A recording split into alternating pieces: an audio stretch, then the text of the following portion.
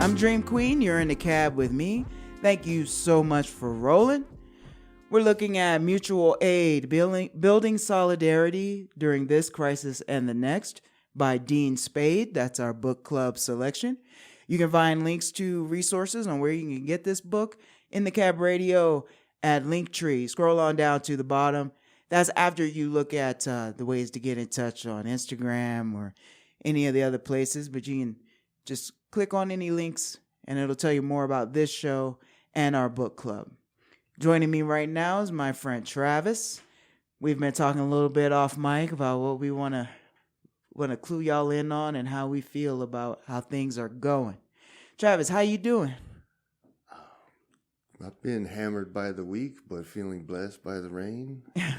Yeah, it's a nice little drizzle out there. I love it.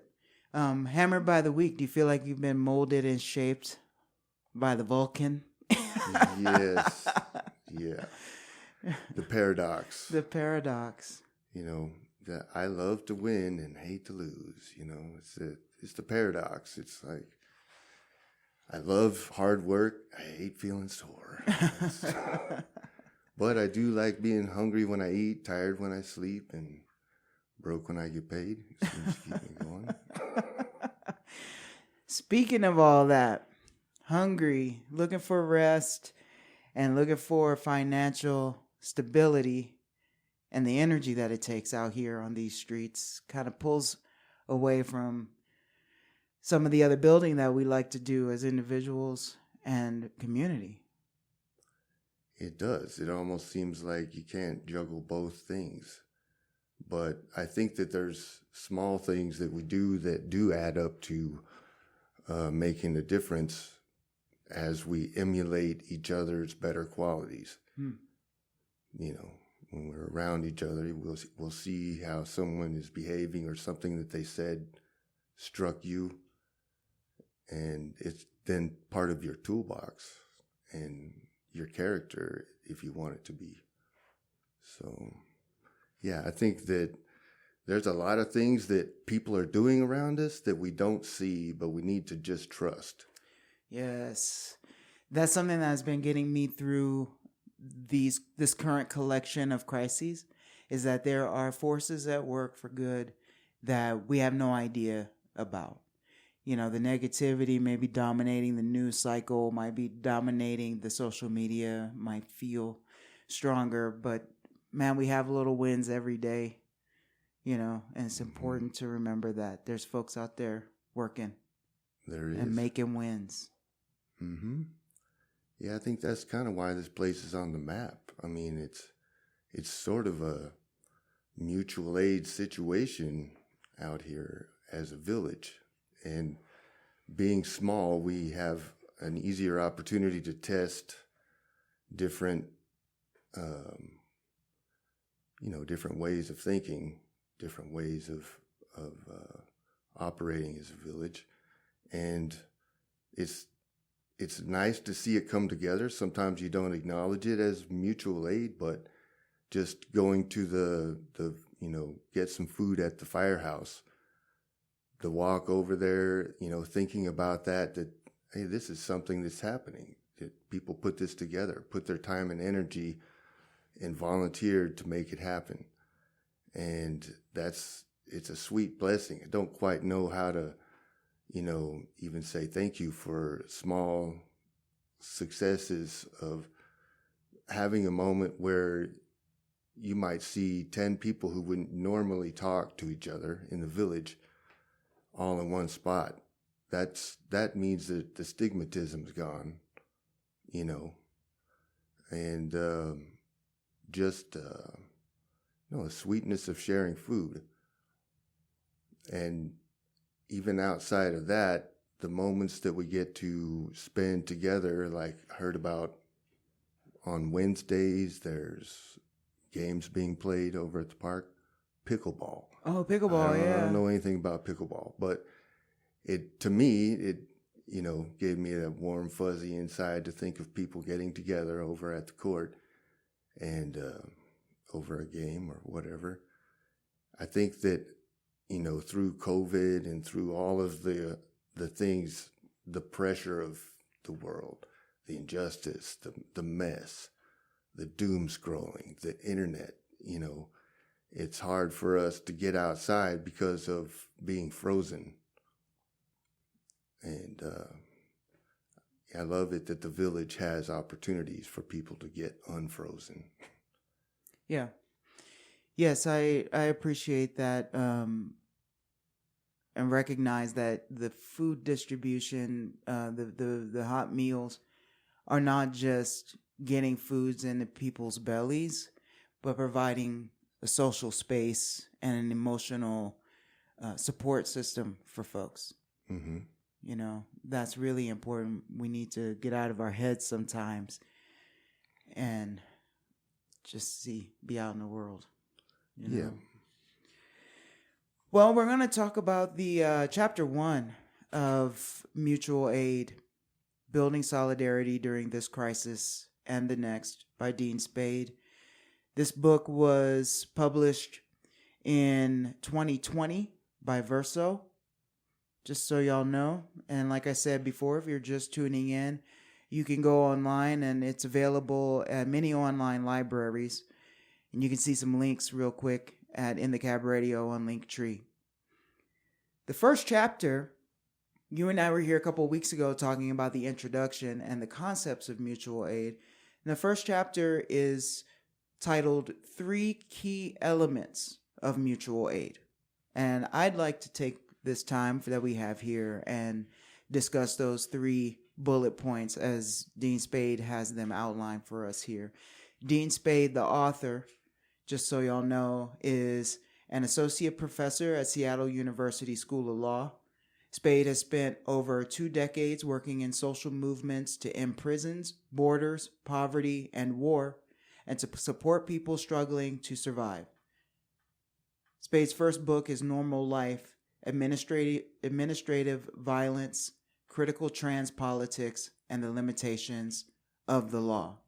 So we're dealing with a professional here, someone who has been working in social movements for their entire career.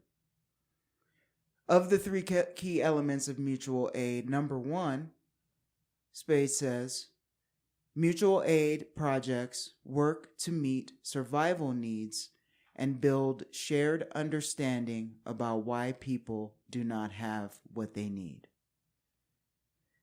Meet survival needs and build shared understanding about why people do not have what they need. And the first couple of sentences of the first paragraph here, mutual aid projects expose the reality that people do not have what they need and propose that we can address this injustice together.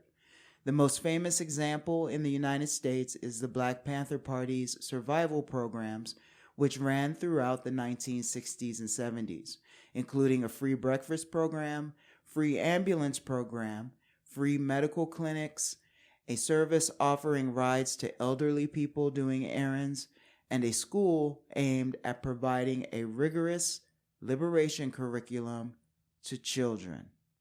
The Black Panther programs welcomed people into the liberation struggle by creating spaces where they could meet basic needs and build a shared analysis about the conditions they were facing. Instead of feeling ashamed about not being able to feed their kids in a culture that blames poor people, especially poor Black people, for their poverty, people attending the Panthers' free breakfast program got food and a chance to build shared analysis about Black poverty. It broke stigma and isolation, met material needs, and got people fired up to work together for change.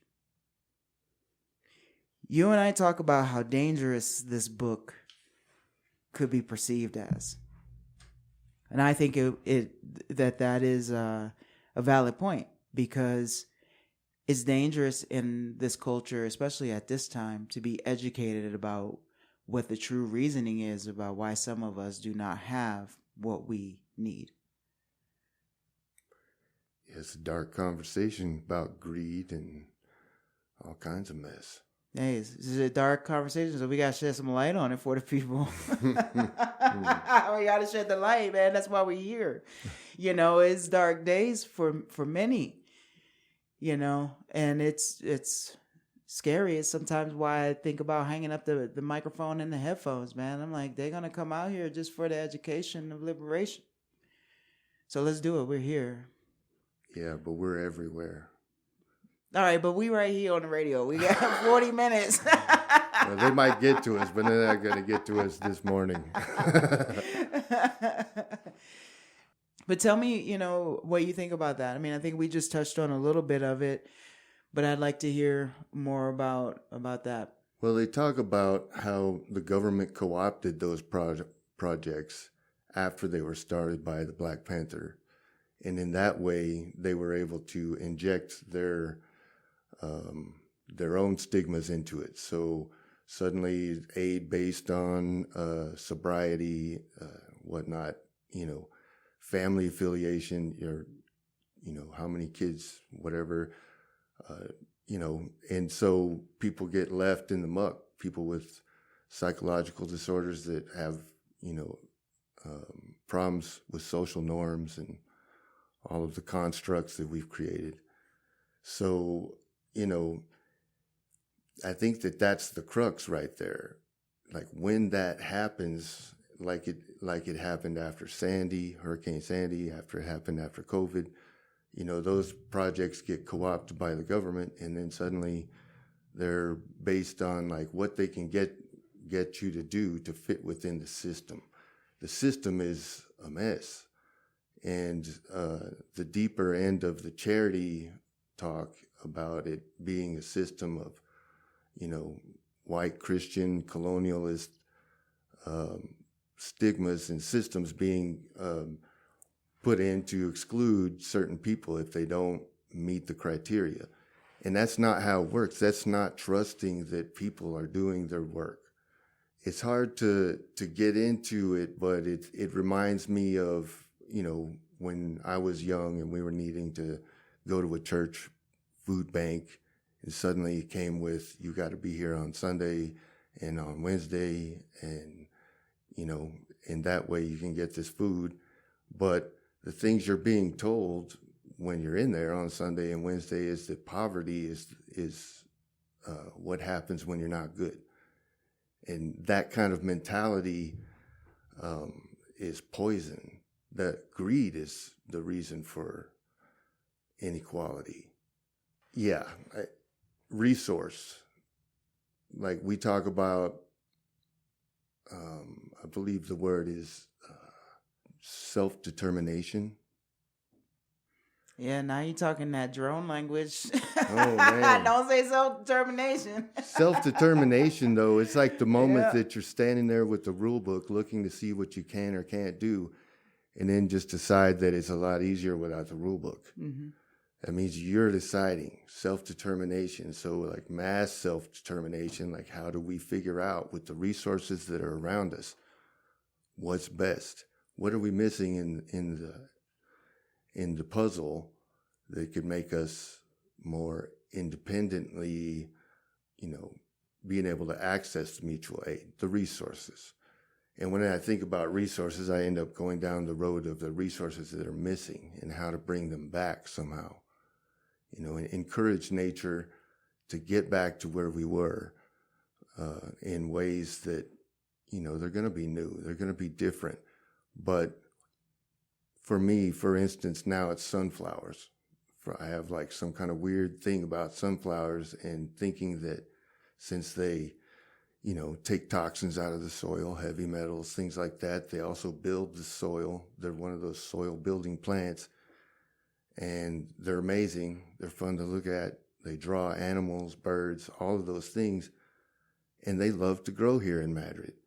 I mean, if you grew enough sunflowers in Madrid, this would become a migration point for bird species. When resource comes to you, which is nature, birds, they're in all these trees. They're eating the bugs. They're making the babies. They're bringing energy to the land, the same way herds of 1 million buffalo used to bring energy and resource to the land. And, it's life affirming. So when I think about people, I try to see that there's a bunch of small elements we may be missing. I'm fascinated by the science of like basalt. Basalt is a rock we have a bunch of here. They make, rock wool out of it, insulation, things like that. There's resource for farming here because we're in salt beds from the ocean days in this area. And I don't feel like I have a very good grasp of all of that stuff, but I sense that it's just this possibility around me that we're not connecting to nature while we're trying to connect to each other and understanding it on that level. Right. I acknowledge and respect your relationship with nature. It's like bringing that to the forefront is a really big part of the conversation. It also reveals what we're up against as far as dealing with corporate America and the history of the colonization of this continent. That came along with industrialization, and part of the conquering of any territory. If you want to conquer, then you have to defeat the indigenous people of that land. And part of the ways of doing that is by cutting off their relationship with the resources that they've always had to survive and kept in balance as stewards of their lands, right?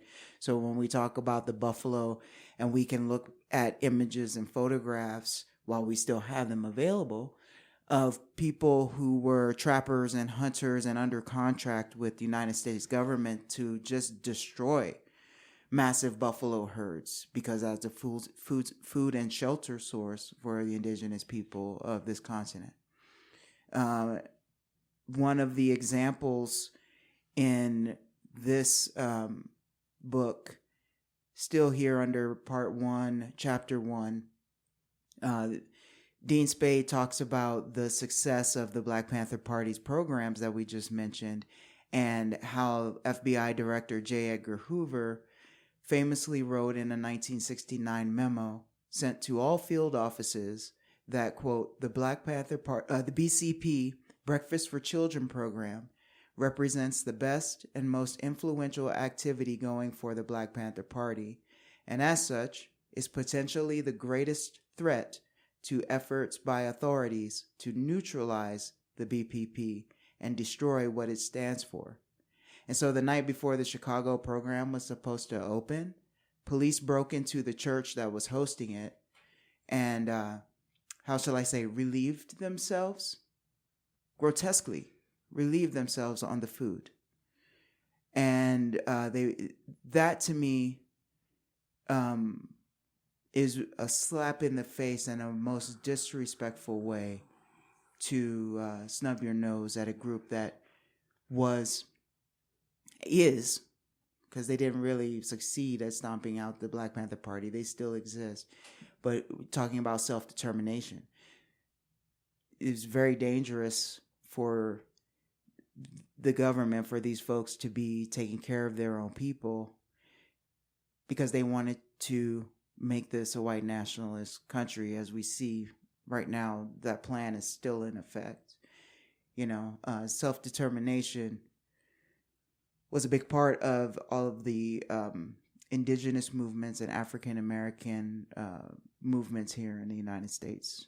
People wanted to be, the government was not going to help them. In fact, was actively trying to stomp them out and kill our people. So they're like, we're going to take care of ourselves. You're depriving us of these things: ambulances, medical care, food access, hearing our voices, educating our kids instead of indoctrinating them, this and that. So we're going to do it ourselves. And they're like, no, you're not. Something that you mentioned when you sat down was when we were off mic, is another quote from the book where Dean Spade talks about Clee Benelli, the project coordinator at Indigenous Media Action, argued that mutual aid is an unbroken tradition among indigenous people across many cycles of colonialism, maintained through traditional teachings that contemporary indigenous mutual aid projects are working to restore and amplify. Settlers have long worked to undermine indigenous peoples' self-sustaining practices by first destroying food systems and then forcing dependency on rations given at forts and missions, and now by settler nonprofits. And that's the thing where they took the idea of the Black Panther breakfast programs, and then the Department of Agriculture put in place a federal free breakfast program that then had all those stipulations on it, like you're talking about. And the rations that people were getting were just like flour and sugar and not real food. Mm-hmm. You know what I mean? Sustaining food. One of the deeper points that I keep thinking about is that we're, I think, 5% of the world population here. And when you look at the inequality of, the trade that we've done with the world and how we've somehow bulked up this massive country in a short amount of time, 250 years old. The only thing that would make that tolerable to the rest of the planet, that we should be able to do this, was the fact that we were seen as a melting pot, that anyone could come here. And when suddenly that's not the case, we become intolerable to everyone else because it starts to take that face of a cult, like the white Christian nationalist movement. And that doesn't seem safe, and it doesn't seem smart or in any way good. It's like having a bully in the class and everyone tolerating it. It's not going to last. It's not sustainable. But as a melting pot, at least there was that thought that, well, at least they're not like some of these other countries, a little homogenized. We were supposed to be the one space where the world could come together, and and I may be just making that up out of my mind, you know what I mean? But that's what it felt like when I was younger, and that's sort of the rhetoric I was hearing. That part. Yes. And it's shocking watching some of the rhetoric from videos in the 50s and 60s about, because there was parts of the government that were making those videos, but when you watch them now, they wouldn't be tolerated they wouldn't be able to play those in schools because they'd say, well, that's, liberal socialism they're talking about there. They're talking about how anybody can come here and do the thing and to have a business and do, it's shocking how far it's come. Yeah, it's a really interesting, complex plan, brainwashing people, because even when you were saying that this country is 250 years old, I think about the settlers that came here, we'll say in 1492. Okay, so we're looking at, what is this, 500 and something years, okay? That's the migration here of the colonizer, not 1776 or whatever, the establishment of the United States. So we're talking about people who are coming from England, Spain, France, Portugal. These are already established countries over there that had been beginning their big colonial push for occupying certain countries and continents because they were having their own strife at home. So the English that settled here were looking for their own brand of freedom, religious freedom, which I don't think it was you, or it might have been you. Somebody was in here talking to me about how off the chains the Puritans were in England, that they were like, you cannot do this here, get out. And they came here and tried to pull all that torturous stuff. Right. It's like the fungus already fruited over there once. And so when we're celebrating the, Thanksgiving, so is England. They're just giving thanks that they left. These guys were off the charts. But, they already had this plan. And so it wasn't really, this melting pot thing, I feel like this country was never here for that. It's always been a tool to get folks to come over here and work and fight. Mm-hmm. So that melting pot situation was like, okay, we can entice people to from Ireland in the indenture servitude situation, come over here to America, work hard for free. We'll give you a little piece of land, or if you fight in our wars, or looking at the dividing of people of color during the what do we call our Civil War here. If you fight for the North, you get these perks. If you fight for the South, I might set you free. If you go out here and fight in the Indian Wars, the Buffalo Soldiers, then you get these kind of perks. And we're still doing it to this day. Go to Vietnam, we'll give you the GI Bill. Go to World War II, we'll get you some housing. And then they're like bait and switch. The capitalist, rule book says promise this and give them less, and then you keep the rest. You know what I mean?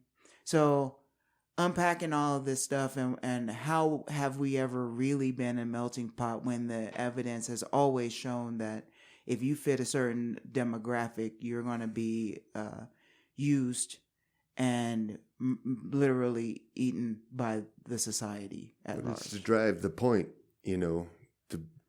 this propaganda that we learned in schools about, for one, saying that this is the greatest country. Mm-hmm. What kind of what kind of thing is that to say to anybody? Like, you don't walk up to someone and say that your car is way better than theirs. I mean, where do we ever do that, in life? And that's the weird thing about nationalism. It's ugly. It's just ugly. When someone says that, they've never traveled, period. I mean, traveling will take that right out of your mouth, because it's all the same. Creation does amazing things in different environments. And that's what you see when you're traveling. You don't see any specialized thing because of nationalism. Well, this was the other thing that I wanted to bring up when we were talking, when you were talking about why people migrate here in the first place in the later 20th century. Especially post-World War II, they went to these countries that were divided up by the powers and started mining resources and inciting wars there and messing with people's minds in the sense that they can't even be at home anymore. So your home country is so stirred up by European nationalist warriors that now you got to leave where like, I don't want to leave my house and go to somebody else's house unless it's for a real reason. So if folks, are, say that the immigration from South America, a big part of the conversation among leftists is trying to educate people on the things that our CIA has done historically in, just say, places like Venezuela and El Salvador and Haiti. Nicaragua, Panama. Nicaragua. The Banana Wars. If you look up the Banana Wars alone, sir. It's a huge amount of information. And then just recently, within the last 2 years, Chiquita Banana has finally come out of court guilty of using paramilitary. And we've known that for a long time. It took this long to get it through a court. Now to see what in the world they're going to do about it for reals, because the last situation that caused this to really hit the radar was protest that the farmers, they wanted days off for when other farmers died to attend a funeral. That was what the protest was for. And for me, that's like the last of the last things that you could ask for. I mean, how many times did they fight for, food, shelter, all of the other things that lead up to asking to go to a funeral? Yeah, time off for rest, to sleep. Mm-hmm. People didn't work around the clock in pre-colonial days. Pre-industrialization. It wasn't 24/7. So yeah, taking away people's rights to just be human. So the last thing you have to say is, I'm experiencing loss. Can I have time to mourn this? Anything else we want to say on this? This one, I'm gonna go on to point 2. I'll just have some things underlined here, but I think I can skip on to part 2. 2. Mutual aid projects mobilize people, expand solidarity, and build movements. Mutual aid is essential to building social movements. People often come to social movement groups because they need something: eviction defense, child care, social connection, health care, or help in a fight with the government about something like welfare benefits, disability services, immigration status, or custody of their children. Being able to get help in a crisis is often a condition for being politically active, because it's very difficult to organize when you are also struggling to survive. Getting support through mutual aid project that has a political analysis of the conditions that produced your crisis also help to break stigma, shame, and isolation. That's number 2 on the 3 key elements of mutual aid, by Dean Spade. Mutual aid, building solidarity through this crisis and the next. So yeah, this is what makes mutual aid and local community projects dangerous to governments, because folks are sitting here saying, hey, it's not your fault that you're poor. I see how hard you're working. We just don't get paid enough. That's our money that's being hoarded by the Amazon, by the boss guy. These company towns like this we've talked about, we live in what used to be a company town. Mm-hmm. And the stories about miners' revolts and, why we have Labor Day. What's up, little Queen Trash Mouth? The workers' movements, and why we have a 5-day work week. Mm-hmm. Which we've lost. I mean, if you really look at it, one job might cap you at 35, 40 hours, but that's not enough money to get by. So you got to go out and get another job on those 2 days off, and another job for your side hustle in the evening, where your art project might become your side hustle. The thing you make for your family, a chicken dinner plate, $5. So we really actually haven't, as working people, had a 40-hour work week for a really long time, because you gotta have 3 jobs and a hustle. Mm-hmm. Yeah, and that's a random number. I mean, what does that mean? Like, I work best when I feel good. Mm-hmm. And people don't understand, if you try to give me more hours, you're not getting more work. That's not how it works. You're just getting me when I don't feel good. Maybe that's something to look at about the breakdown of the system, and where people are losing productivity out of exhaustion. Mm-hmm. OSHA, workplace safety goes out the window. Like, I have to stop working at a certain point because it's dangerous. Mm-hmm. I'm up on a ladder painting something and I haven't had enough lunch or breakfast or sleep. And after 6 or 7 hours in the heat on a ladder, that becomes dangerous. I'm not making the right decisions. My hand's shaking or whatever, mm-hmm. And you become a liability on the job site after a certain time. A liability. Yeah. Yeah. May become a dirt nap. I think about that, working in remote locations, on mm-hmm. roofs, things like that. It's what happens when all this stuff crashes in on your mind and you go to isolation mode. I have a hard time working with other people just because it all just seems to remind me of the situation. Yeah. Yeah, I have a hard time with helpers as well. And that's because we're all coming here with our own baggage. Mm-hmm. And I think that's part of the mental health part of resources. When, EBT came back with the work requirements and the hourly, you have to work a certain amount of hours to get SNAP or EBT now. And does that take into consideration people's emotional health? You know, when I decided to tap out of establishments due to genderism, racism, exploitation, and blatant disrespect, and deciding to become a business person, an entrepreneur, and self-employed. It doesn't mean I don't want to work. It means I will demand respect in my workplace. Now, how much of that respect I have gotten historically as a non-gender conforming Black woman, you know, and the emotional roller coaster that I have to go on, some places not having a human resources department. We all know whose side human resources is on when you're in a job. You know, then they have to look at two people. Well, this person called you a name under their breath, or this person is icing you out at a meeting. They're not listening to your ideas. Somebody's taking credit for your ideas, you know, and it's like, well, you just have to work with them and just get along.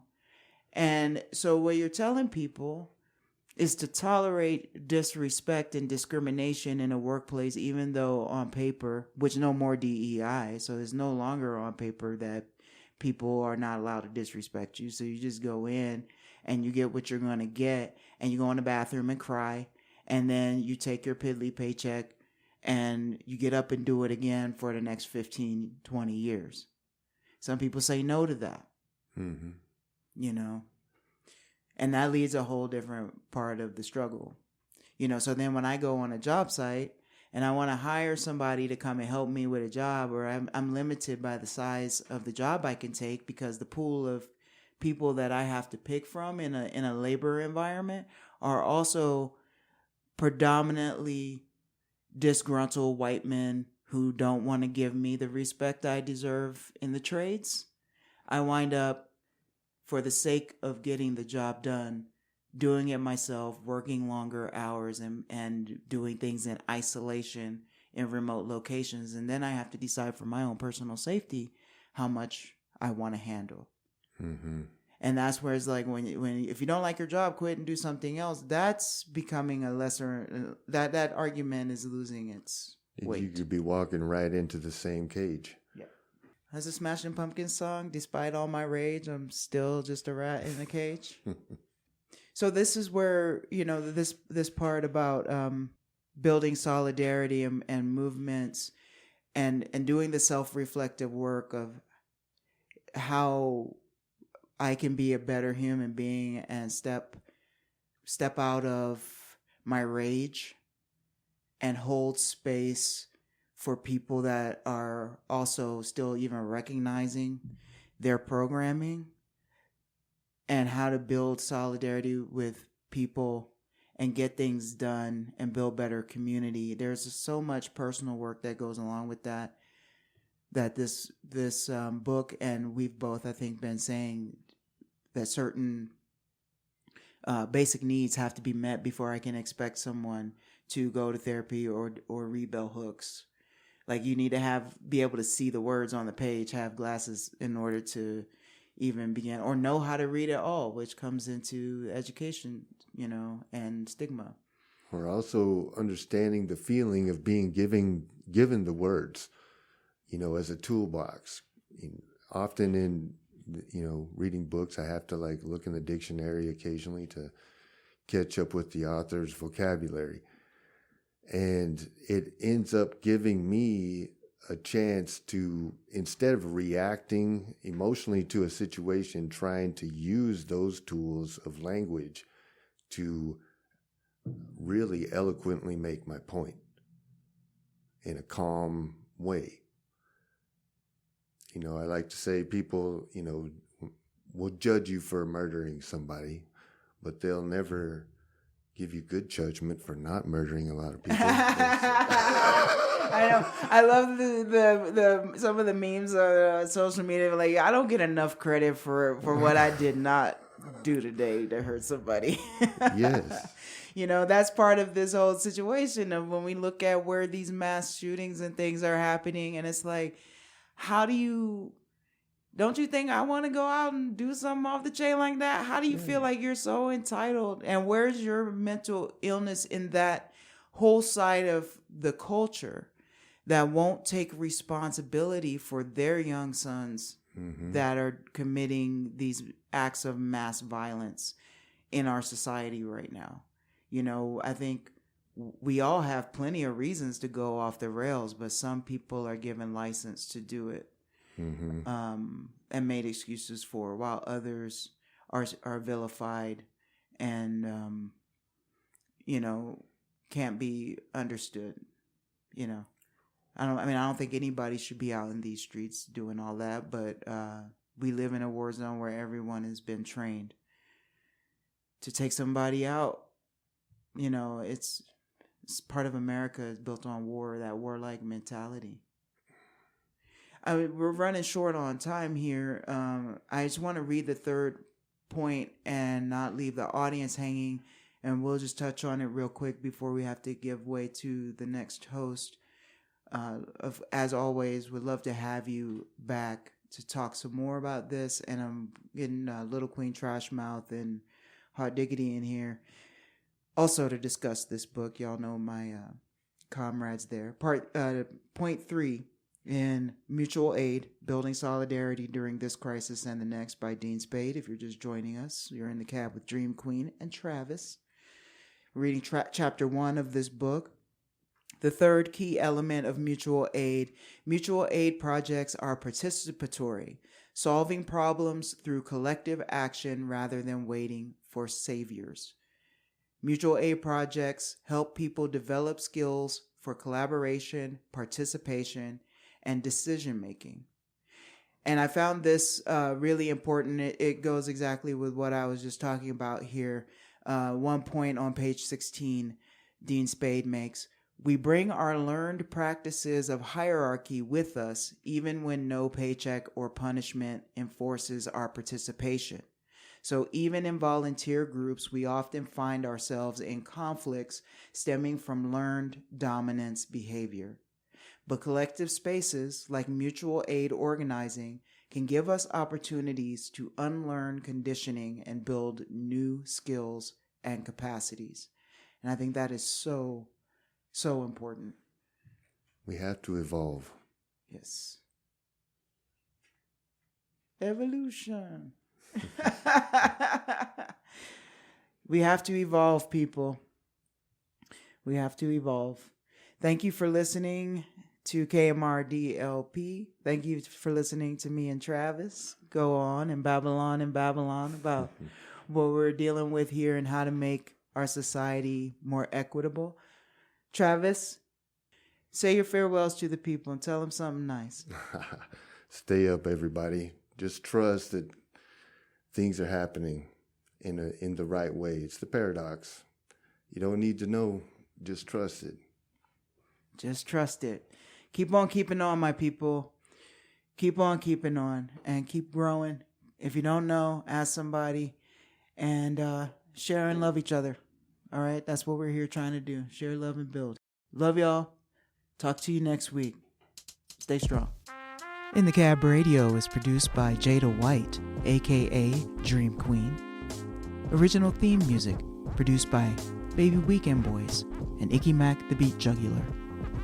Learn more at In the Cab Radio at Linktree. Thank you so much for tuning in.